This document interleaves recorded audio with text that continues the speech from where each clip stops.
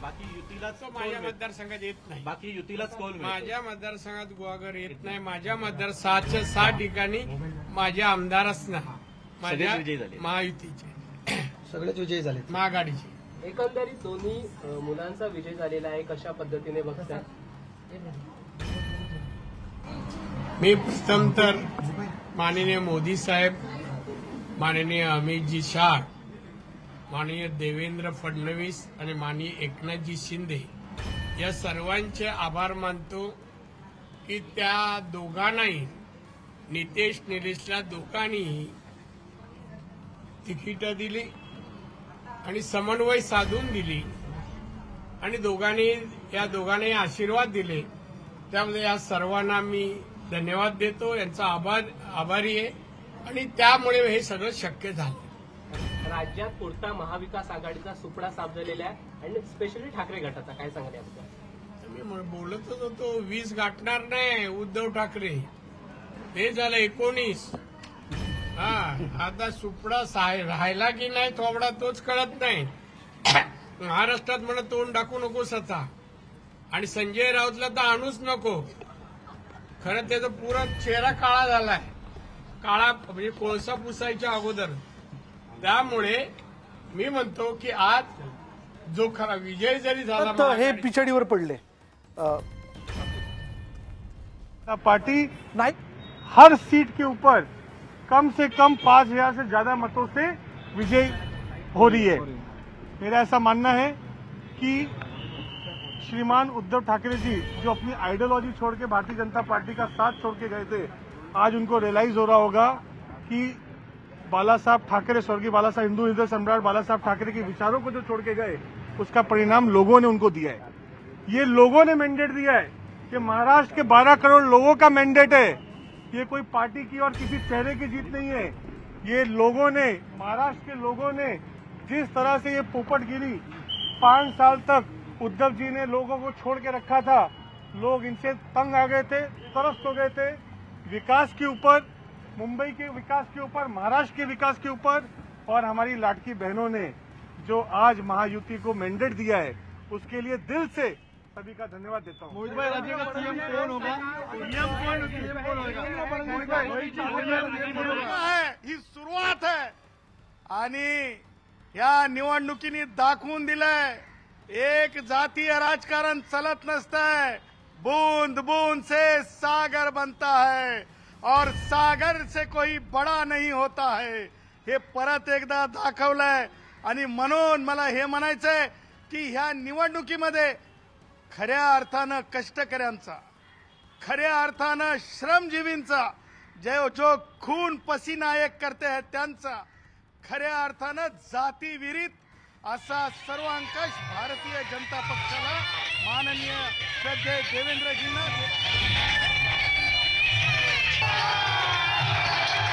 राणा यांचा देखील विजय झालेला आहे बडणारा विधानसभा मतदारसंघातनं. आणि खुद्द नवनीत राणा हाती ध्वज घेऊन विजय मिरवणुकीत सहभागी झाल्याचं आपण पाहतोय. रवी राणा यांच्या विरोधात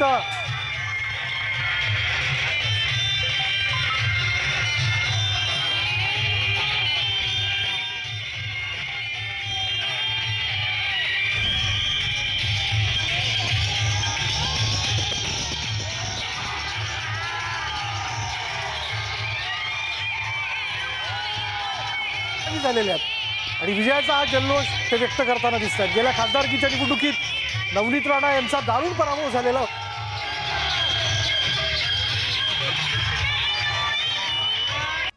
येऊ शकत असल्याच्या अटकळी बांधल्या जात होत्या, तशी चर्चा होती. पण रवी राणा यांनी पुन्हा एकदा सलग 4थ्यांदा आपला मतदारसंघ राखलाय आणि अमरावतीमधनं सुलभा खोडके विजयी झालेले आहेत. बडनेरातनं सलग 4थ्यांदा रवी राणा यांनी विजय मिळवलेला आहे. तर अमरावती शहर विधानसभा मतदारसंघातनं आपण पाहतो एक सुलभा खोडके विजयी झालेले आहेत. ज्या सुलभा खोडकेंबद्दल पराभवाच्या मोठ्या चर्चा होत्या, तिथं त्यांनी विजय मिळवला. पण आता कर्जत जामखेडकडे सगळ्यांचं लक्ष लागलंय. सांगवीतून सुधीर गाडगिळ विजयी झाल्याचं कळतंय आणि धक्कादायक म्हणजे कराड दक्षिणमध्ये काँग्रेसचे दिग्गज नेते माजी मुख्यमंत्री पृथ्वीराज चव्हाण सगळ्यात मोठी बातमी, बाळासाहेब थोरात पराभूत झालेत. नाही, ती पृथ्वीराज पाटलांचा पराभव झाला होता आणि बाळासाहेब थोरातांचा पराभव संगमनेरमधनं सगळ्यात धक्कादायक बातमी. मंदार सर, बाळासाहेब थोरातांचा पराभव म्हणजे काँग्रेसचे एक तर सगळे बिग फेसेस आहेत ते खूप डेंजर झोन मध्ये आहेत आणि पहिला पराभव बाळासाहेब थोरातांचा. हे बाळासाहेब थोरातांचा हे तर अतर्क्य आहे आणि अनाकलनीय आहे. त्याचं कारण हेच आहे की किती मोठ्या प्रमाणावरती काँग्रेसला एका प्रकारे खिंडीत गाठलंय आणि या सगळ्या परिस्थितीमध्ये बाळासाहेब थोरात पराभूत होणं त्यांचा बालेकिल्ला होता या सगळ्याचं. पण मंदार कमाल आहे या सगळ्या गोष्टीची. सकाळपासून ही मंडळी लीडच घेऊ शकली नाही. ज्या पद्धतीचा लीड खरं तर असायला हवा होता. बाळासाहेब थोरात हे संगमनेरमध्ये हुकमी एक्का म्हणून ओळखली जातात. साखर कारखाने असतील, दूध संघ असतील, शेतकरी वर्ग असेल, यावरती त्यांची तसं बघायला गेलं तर आत्ता क्षणाची ब्रेकिंग न्यूज. बाळासाहेब थोरात पराभूत झाल्याचं आपण बघतोय आणि त्यांच्या विरोधात आपण जर पाहिलं नाही, बाळासाहेब थोरातांच्या मतदारसंघात सुजय विखेंनी जबरदस्त ताकद लावलेली होती. म्हणजे तो विखे विरुद्ध थोरात हा सगळा वाद आपल्याला तो संगमनेरमध्येही दिसलेला होता. जयश्री थोरात यांच्याबद्दल एक आक्षेपार्ह टिप्पणी करण्यात आलेली, त्याच्यावरनं एक वेगळं वातावरण पाहायला मिळालं. बाळासाहेब थोरात पराभूत झालेले आहेत आणि एक मोठा सेटबॅक. अमोल खताळ यांचा विजय झालेला आहे आणि बाळासाहेब थोरातांचा हा पराभव म्हणजे काँग्रेससाठी सुद्धा एक अत्यंत मोठा धक्का. हरीश दिमोटे आपल्या सोबत आहेत. हरीश, बाळासाहेब थोरात पराभूत काँग्रेससाठी आजच्या निवडणुकीतला सर्वात मोठा धक्का.